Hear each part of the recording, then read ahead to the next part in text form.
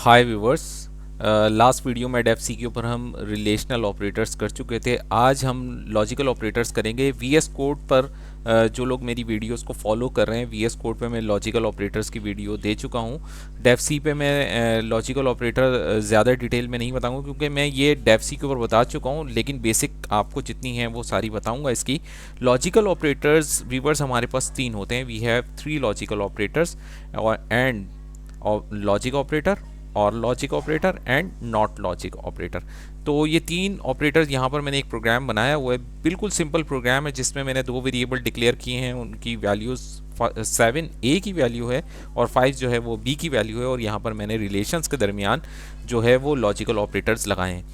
And logic और logic operator जो है ये दो रिलेशंस के दरमियान लगता है, इसे हम बाइनरी रिलेशन लॉजिक कहते हैं। और नॉट जो है ऑपरेटर, नॉट लॉजिक ऑपरेटर जो है यूनरी है, एक रिलेशन पे लगता है और जो भी एक रिलेशन का आंसर हो ट्रू या फॉल्स ये उसको पलट देता है, इसको चेंज कर देता है।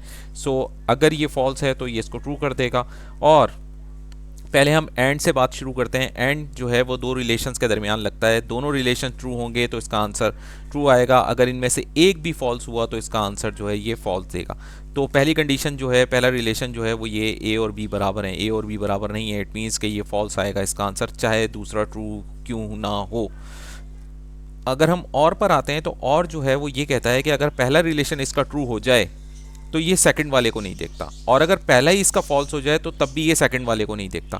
तो इट मीन्स जो पहला रिलेशन इसका ट्रू हो तो इसका आंसर ट्रू आएगा, और अगर पहला रिलेशन इसका फॉल्स हुआ तो इसका आंसर फॉल्स ही आएगा। ठीक है। और आखिर में हमारे पास है नॉट ऑपरेटर। नॉट ऑपरेटर ये करता है कि अगर आपका जो भी आंसर हो रिलेशन का उसको चेंज कर देता है। अगर इसका आंसर फॉल्स है, जैसे कि ए लेस देन बी मैंने रिलेशन बनाया हुआ, तो ए लेस देन बी जो है वो फॉल्स है, इसको ट्रू आना चाहिए क्योंकि इसके आगे मैंने नॉट लगा दिया है। तो इसे रन कर लेते हैं। F9 करके पहले मैं इसे कंपाइल कर लेता हूँ।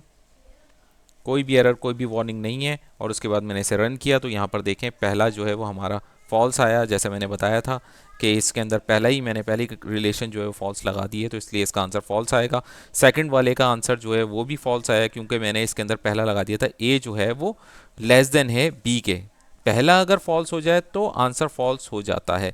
और आखिर वाला हमारा ट्रू आया है क्योंकि उसके अंदर मैंने फॉल्स कंडीशन के ऊपर नॉट लगाया था, तो इसलिए ट्रू आया है। इसको थोड़ा सा चेंज कर देते हैं ताकि आपको चेंज करके मैं दिखा सकूं। यहाँ पर अगर मैं इसको ग्रेटर देन कर दूं और इसको मैं लेस देन कर दूं तो अब मेरा आंसर जो है ये ट्रू हो जाएगा। मैं इसे दोबारा से F9 करता हूँ, फिर मैं इसे कंपाइल कर दिया, कोई भी एरर, कोई भी वार्निंग नहीं है, और मैंने इसे F10 कर दिया। तो अब यहाँ पर आप देखें कि मेरा जो है वो सेकंड और वाला आंसर जो है वो ट्रू आ चुका है। इसी तरीके से एंड वाले को अगर मैं ट्रू लाना चाहूँ तो मुझे दोनों कंडीशंस को जो है वो ट्रू करवाना पड़ेगा। तो पहली कंडीशन जो है मैं ए जो है ग्रेटर देन बी कर देता हूँ, और उसके बाद इसको भी मैं ऐसे ही करना पड़ेगा बिल्कुल, क्योंकि दोनों अगर ट्रू होंगी तभी तो ये आंसर ट्रू देगा। ए जो है वो ग्रेटर देन बी, दोनों मैंने ए और ग्रेटर देन बी कर दिए हैं दोनों रिलेशन, तो अब इसका आंसर जो है वो ट्रू आना चाहिए। पहले इसे मैं F9 कर देता हूँ, यानी कि मैंने इसे कंपाइल किया और उसके बाद मैंने इसे रन कर दिया। अब देखें मेरी तीनों कंडीशन जो हैं वो ट्रू आ चुकी हैं। तो इस तरीके से व्यूवर्स हम जो है लॉजिकल ऑपरेटर यूज़ करते हैं रिलेशंस के दरमियान। एंड और लॉजिक ऑपरेटर जो है वो बाइनरी रिलेशंस यानी दो रिलेशंस के दरमियान यूज़ होते हैं, जबकि एंड लॉजिक ऑपरेटर जो नॉट लॉजिक ऑपरेटर जो है वो यूनरी है, एक ही उस पर यूज़ होता है रिलेशंस के ऊपर। अच्छा, अब दूसरा मैं अर्थमेटिक असाइनमेंट आप लोगों को बताना चाह रहा था। तो अर्थमेटिक असाइनमेंट के लिए सबसे पहले मैं एक जो है वो वेरिएबल ले लेता हूँ और इसकी मैंने वैल्यू ले दी 5, और उसके बाद मैं एक हेडिंग दे देता हूँ।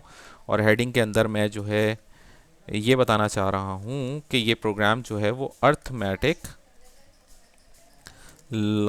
अर्थमेटिक असाइनमेंट ऑपरेटर पे है। ठीक है। अर्थमेटिक असाइनमेंट ऑपरेटर क्या होते हैं ये मैं थोड़ा सा बता देता हूँ। अर्थमेटिक असाइनमेंट ऑपरेटर जो है वो ऐसे ऑपरेटर्स होते हैं जिसके अंदर हम अर्थमेटिक वैल्यू जो है वो असाइन कर देते हैं, अर्थमेटिक वैल्यू असाइन कर देते हैं पहले से ही।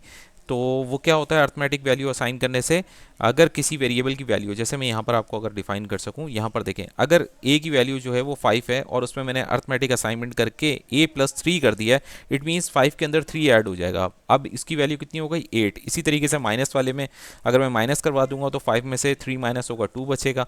इसी तरीके से अगर मैं ए मल्टीप्लाई 3 कर दूंगा तो ए की वैल्यू अगर 5 थी तो वो 3 से मल्टीप्लाई होकर 15 हो जाएगा, और इसी तरीके से अगर ए की वैल्यू 6 है और इसे मैं डिवाइडेड बाय 2 कर दूंगा तो इट मीन्स इसका आंसर 3 आ जाएगा।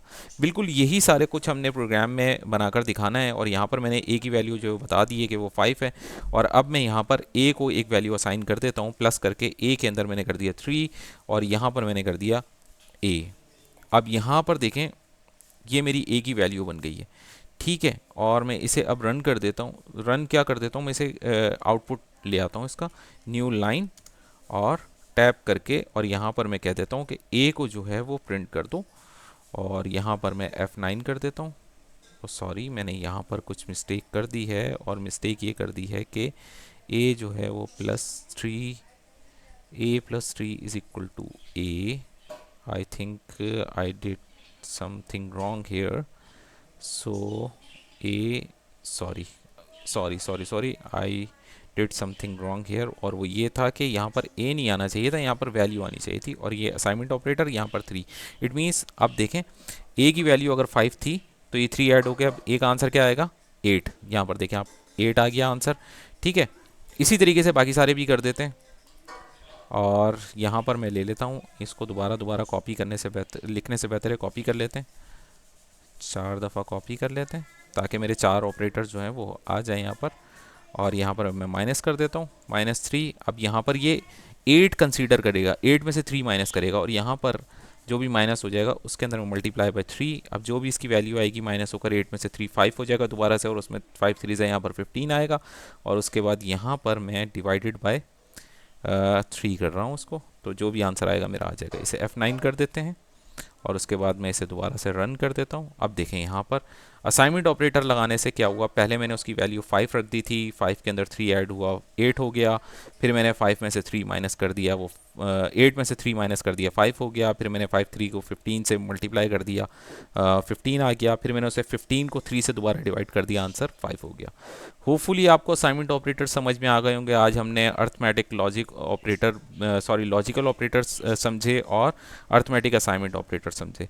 वीडियो में अगर कुछ आपको कोई क्वेश्चन हो, कुछ पूछना हो तो आप पूछ सकते हैं। वीडियो को लाइक करें, शेयर करें दोस्तों के साथ, और उसके अलावा मेरे चैनल को सब्सक्राइब करें। थैंक यू, अल्लाह हाफिज़।